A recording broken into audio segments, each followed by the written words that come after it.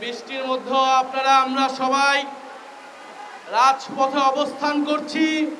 এটাই এই সরকারের জন্য একটা বড় বার্তা।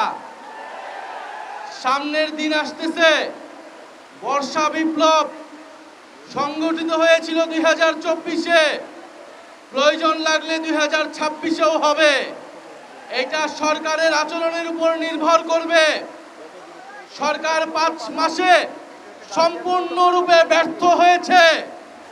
গ্যাস দিতে পারছে না, বিদ্যুৎ দিতে পারছে না, দ্রব্যমূল্য নিয়ন্ত্রণে রাখতে পারছে না। কর্মসংস্থানের প্রতিশ্রুতি দিয়েছিল, একটি কর্মসংস্থানও নিশ্চিত করতে পারে নাই। AKS অর্জন করলো গিনেস ওয়ার্ল্ড রেকর্ডস। AKS অন্যদিকে আমরা দেখছি বিশ্ববিদ্যালয়গুলোতে, ক্যাম্পাসগুলোতে সরকার দলের নতুন ক্ষমতাসীন ছাত্র সংগঠন, ছাত্র দলের সন্ত্রাসীরা, বিরোধী দলের যারা ছাত্র নেতা রয়েছে, ছাত্র শিবির, ছাত্র সংসদ এবং ছাত্র শক্তির নেতৃবৃন্দদের উপরে নির্বিচারে হামলা করছে। তারা পুরনো ছাত্রলীগের জায়গা দখল করে ক্যাম্পাস দখলের পায়তারা করছে। আমরা বলবো, জুলাই গণ অভ্যুত্থানের জুলাই যোদ্ধারা এখনো ক্যাম্পাসগুলোতে রয়েছে। কোনোভাবেই ক্যাম্পাসের দখলদারিত্ব কোনো ক্ষমতাসীন ছাত্র সংগঠনকে আপনারা দেবেন না। আপনাদের রক্ত ঝরছে, বাংলাদেশের মানুষ এটা দেখছে, বাংলাদেশের জনগণ আপনাদের সাথে আছে। এবং ঢাকা শহরের মানুষকে বলবো, আমরা দেখছি রাস্তাঘাটে মহিলারা মিছিল করছে, হাড়ি পাতিল নিয়ে মিছিল করছে, হারিকেন নিয়ে মানুষ নেমে আসছে।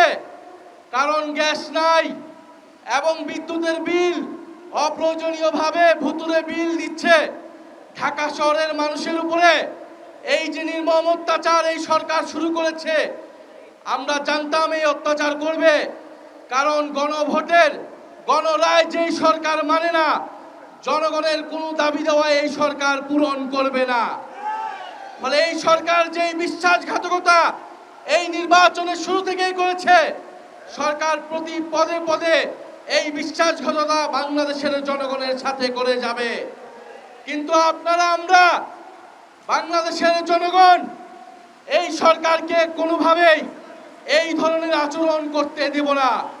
আজকে আমরা সচিবালয়ের এখানে এসেছি, আজকে আমরা বার্তা দিতে এসেছি, যদি বিএনপির সরকার, যদি তারেক রহমানের সরকার জনগণের মৌলিক অধিকার গ্যাস, বিদ্যুৎ, কর্মসংস্থান এবং দ্রব্যমূল্য নিশ্চিত করতে না পারে, তবে এই সরকার ক্ষমতায় থাকার স্বপ্ন যেন না থাকে, না দেখে।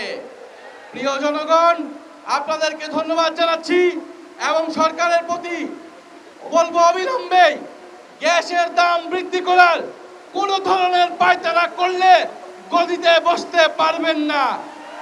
আপনারা দফায় দফায় 5 মাসে সিলিন্ডারের দাম বৃদ্ধি করেছেন, বিদ্যুতের দাম বৃদ্ধি করেছেন, জ্বালানির দাম বৃদ্ধি করেছেন, এখন গ্যাসের দাম বৃদ্ধি করার পায়তারা করছেন।